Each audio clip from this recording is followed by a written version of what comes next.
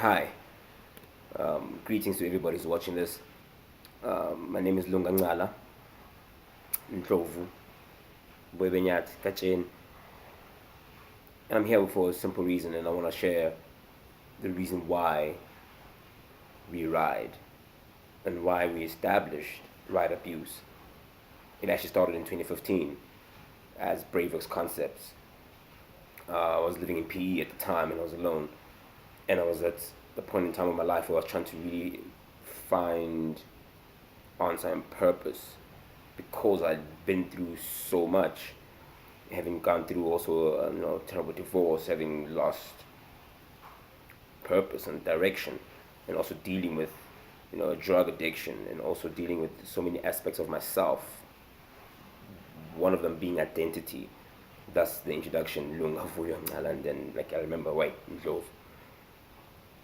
Because my parents were not married when they had me. My mom was 19 years old when she had me. She met a good-looking brother, and then she was like, "Yo, what up?" And then the brother man hollered back, "Yeah, what up?" And then that's 9 months later, there was me, Babu Kacheni Ndlovu Bwebenyati. But I've always been called Ngala, my mother's surname. I think many people are soldiers of the same struggle, you know. The Ngulunga Ndlovu, but trading as Lunga Ngala. So a combination of all these things came together to a point where it made my life quite difficult to even manage and live, because purely I didn't understand and know who I was and accepted who I am. And thus it began in PE on a bicycle. And it's funny, I keep saying that the bicycle saved my life, because once I was on that, the walls broke down and I was able to see the world in a whole new different way. And slowly but surely, God then allowed an environment for me to know who I am and to develop myself and transform my mind, my heart, my spirit, my body. I've not been a fit person, I've not been a sporty kind of dude. But when I was searching and seeking, literally throwing myself to the universe and throwing myself to the mercy of God, I'm like, dude, I need to know who you is, I need to know who I am, so that I may be able to reflect the light in which I feel is deep within me.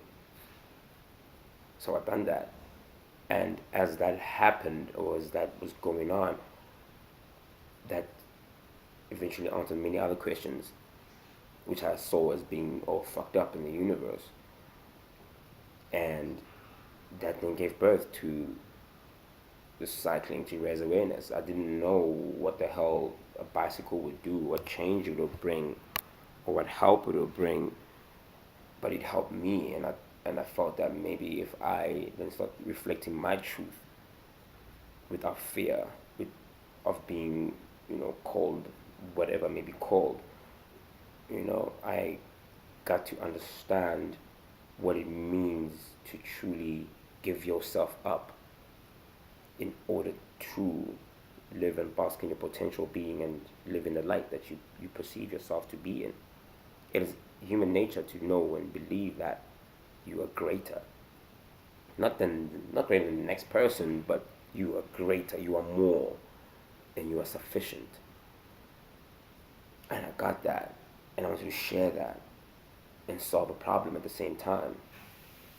Thus the cycling, thus the going from place to place, town to town, village to village, city to city, and spread this message of love, of self-love, of being brave.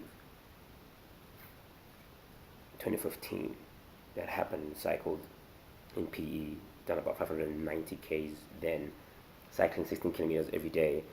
Then it was this is against women and children abuse. That's what it was at that point in time. Teamed up with a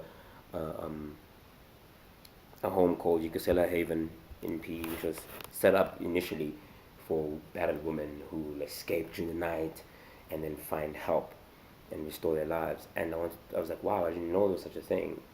And being a man too was very hard to literally get to the point to say, oh shit, I experienced abuse.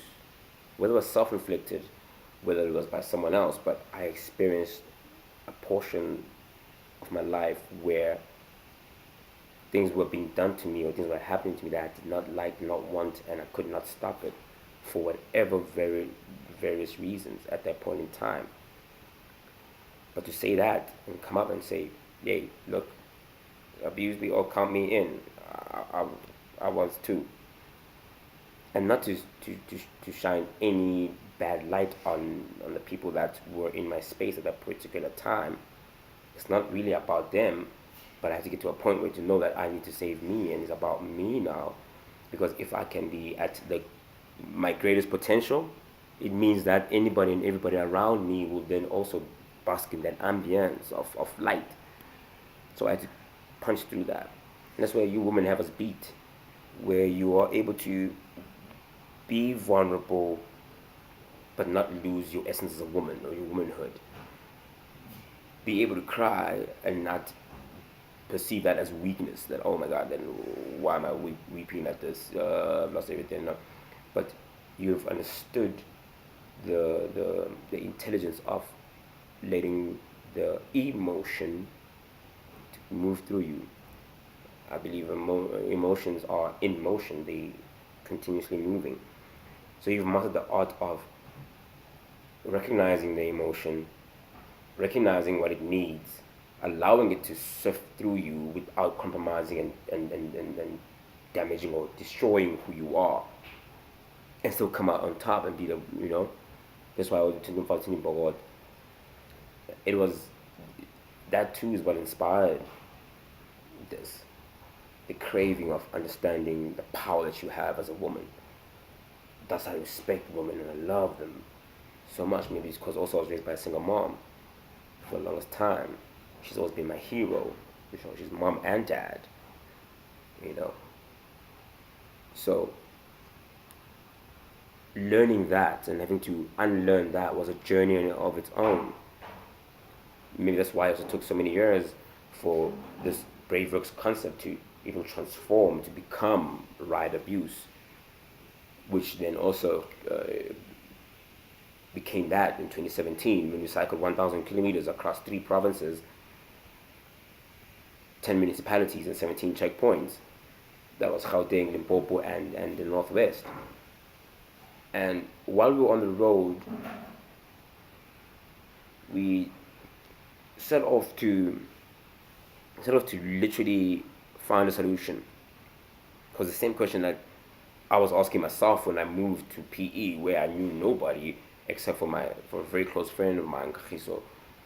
I love you for forever, my man. Who housed me in his place, sitting in his couch for the first month, and he did not even look down on me, but he gave me that support that I needed, which is a very important part when it comes to dealing with abuse. The question that people ask themselves when you're being abused is, what do I do now that I'm out of this? Who am I now that I'm out of that environment? There's no longer that man who tells me I ain't shit. I'm too fat, I'm too this, who beats you down emotionally, verbally, and otherwise. And this also happens to men too. So that's driving force. What do I do now? Thus we say it, right? Abuse stops with me. The first step is acknowledging that it needs to stop with me first. I need to stop it from happening to me, and I need to stop it for making it happen in general, because it's a household issue. We need to stand up as a household. You may be a CEO, you may be in government, you may be this, you may be that, but you all go into a household environment at some point in time, and that's the place where this abuse lives and breathes and grows and becomes the monster that it's become. So us being men too, and I've had the blessing of partnering up with very strong and able men around me to form this right abuse, my co-founders and my partners, who have now also stepped up to say, hey, look, dude, we're with you. And we believe that as us being men, and by the virtue of us being men and being the head, we need to take a stance. We need to take a stand. If women are literally dying daily, kids too, leaves us the question of who's to blame. You as a man, watching this right now, you may have not abused nor hurt any woman. I'm there. Kudos to you, man. Bow. But we still need to take responsibility. We still need to give a solution.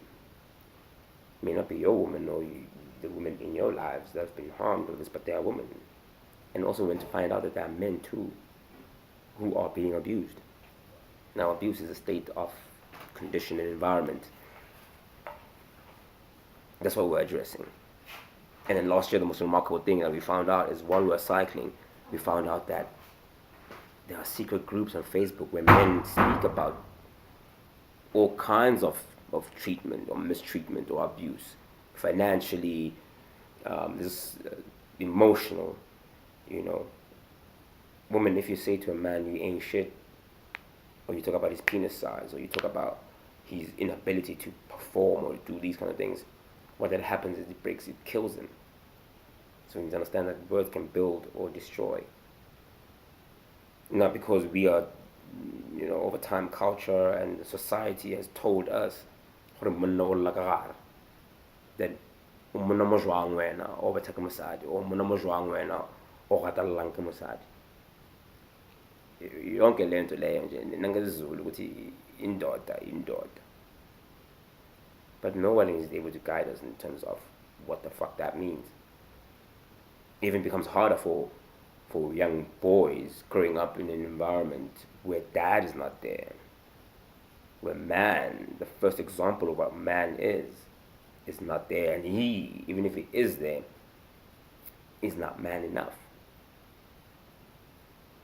He too doesn't understand what man is or should be.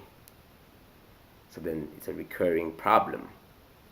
It never stops, keeps going and going. I find myself doing the same thing. I had a conversation with my dad. He's never really been in my life, but I had a conversation with him. I had to have a tough conversation with him.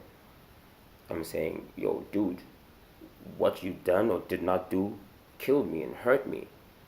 And some way, I was blaming you for so many things that perhaps I should not have. But yeah, some of the shit you take blame for. That's the truth. Doesn't mean I love you any less. You're my father. You gave life to me. So I'll always love you and respect you for that, whether I know you or don't know you. I had to arrive at that by myself. For me. However, after having said that, it also allowed him to know, oh shit, maybe there's a platform where I can just say, oh, you need to see, I'm sorry, dude. That's it. You're sorry. And it may not cover for anything, but that will heal the 11-year-old boy inside of me who still wants you. There's how many other grown-ass men who are in marriages, in relationships at 25, at 28, at 30, at 30, but still dealing with that 11-year-old boy inside. Maybe the mom was not there or this and that was not there. But because we fear what people will say and react, like, fuck, come on, toughen up, Nick. Toughen up, little bad, Nick. So it's from a personal place. It's real. Last year with the awareness campaign, just letting people know that there are men out there who are hurting. Hurt people. I found that to be true. Not to say that man must make excuses for brutality and all the other craziness. No. If you've done wrong, cause and effect. If you've broken a law, your ass must go to jail. Shit, that's the beginning and the end of the conversation. But I'm just saying that let's fix the problem. Let's get a solution. We are solution-oriented beings. We need to have that solution. And we are that solution, gentlemen. If women go out in thousands to go and march, we should be going out in tens of thousands then to go and march. We should be doing some. That's why this year I'll be saying 2,000 kilometers across 4 countries, 2,000 kilometers, for 31 days. daily we are cycling on average about 80, 90 kilometers a day, not to raise awareness, but to have a tangible physical solution to these problems that we have created ourselves. That's one of our pillars in right abuse. Is one, we want to reach 1 million boys and give these boys their first shaving kit, because the boy child has been neglected. He's told he's a boy from a young age. He's only told he's a man when he's 18 or 21, and we've missed a whole fucking gap of a time and a period where we can really not program but institute and teach him how to be a man. Like a young girl is taught to be a woman at a young age. She knows how to wash dishes. She knows how to do X, Y, and Z, like a woman should. Because that's what they say to young women, to young boys. I'm a pants. You'll be a man later. Nah, that is a boy. No, that little nyeka must work. He must understand that he is made in the image of God, and thus he must be able, and God blesses the hands that work. He cannot sleep until 10 o'clock, 9 o'clock, because he's a boy. It needs to change in that way. Thus, 2018.